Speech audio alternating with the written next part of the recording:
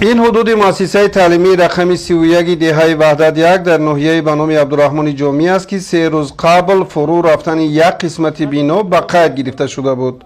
اکنون ساکنان دهه وحدت یک جماعت دهات 50 سالگی تاجیکستان ناحیه عبدالرحمن جامی پور را سیمخانه های باقی مانده را ولنگار کرده مصالح بیناکاری آن را برای استفاده در بنیاد مؤسسه نو به نظام می‌دارند. مؤسسه تعلیمی رقم 31 ناحیه عبدالرحمن جامی از 3 بینای تعلیمی عبارت بود. فروروی یک صنفخانه و حجره کاری دیرکتور در بینای یکم که سال 1957 ساخته شده است رخ داد. حادثه روز 11 فوریه بعد از ظهر ساعت 15:40 دقیقه به وقوع آمد. دیرکتور مکتب در حجره کاریش احساس کرد که خاک شیفتی حجره به زمین میپاشد و فوراً از صنفخانه های باقی مانده خوانندگان را به بیرون برآوردند. یعنی در این مکتب همگی یک صنفخانه و حجره کاری دیرکتوری مکتب فرو رفته بود. باقی مانده صنفخانه ها را مقامات اجرایی حاکمیت دولتی ناحیه عبدالرحمن جامی خودشان ولنگار کرده اکنون نیت دارند که در جای بینای خراب و فرسوده در آن طرف حدود مکتب بینای 2 آشیانه زمانوی بنیاد کنند. 1957 ساختمان شده بود. نیت داریم به نزدیکی ساختمان مؤسسه را سر میکنیم تا 1 سپتامبر علاقه به همه دسترس خوانندگان میکنیم. این زمان خوانندگان در مؤسسه ها جابجا کردیم. یگان مشکلی نداریم. روستای وحدت و دبستان رقم 31 از مرکز ناحیه به نام عبدالرحمن جامی نزدیک به 7 کیلومتر مسافت دارد. این مکتب واقعا هم از کهن‌ترین مؤسسه های تعلیمی حدود ناحیه محسوب می‌یافت. ساکنان بوننگ و ناموسی قریه مذکور در شفت بینای کهنه 2 بینای دیگر به طور حشر بنیاد کرده بودند. اکنون باوری دارند که با دستگیری مقامات اجرایی حاکمیت دولتی ناحیه برای تحصیل فرزندان خود امکانات مساعد علم آموزی را فراهم می‌آورند. بینایی که من در پیشنهاد دیار است 2012 سال با می مقام به حشرکه با می فرزندای ما خود ما ساخته با می داده شد.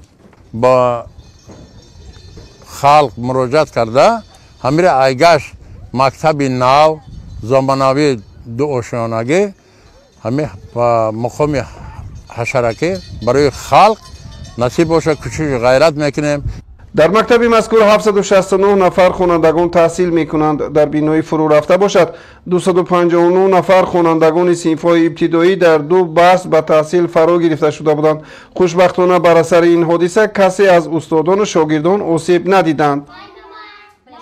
وقتی که ما تاریخ میخوندیم حادثه به عمل آمد که دیرکتور ما رو بعدا از آنجا برآورده و ما رو گفت که این مکتب حاضر فرو می رود و ما رو از صنفخانه بیرون برآورد.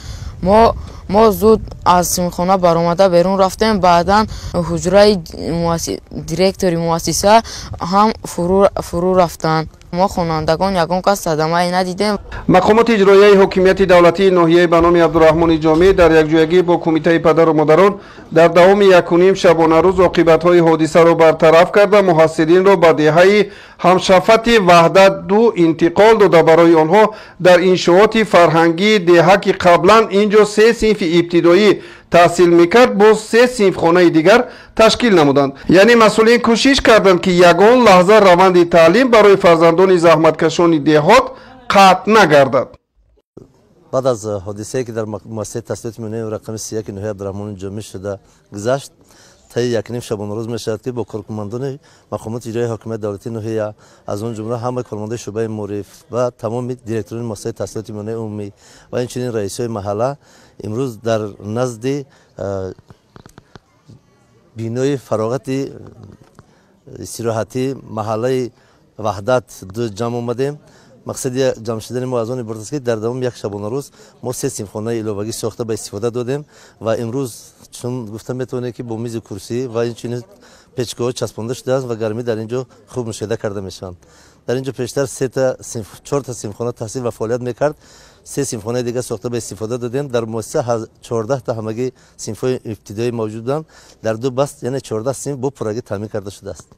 در ناحیه بانام عبدالرحمن جامی سال گذشته در دایره گرامی داشت از 30 سالگی استقلالیت دولتی جمهوری تاجیکستان 30 سیمخانه ایلاوگی ساخته به استفاده قرار گرفته بود. حالا نیز در ناحیه قریب 10 مکتب صداموی وجود داشته. ساختمان 21 سیمخانه ایلاوگی ادامه دارد.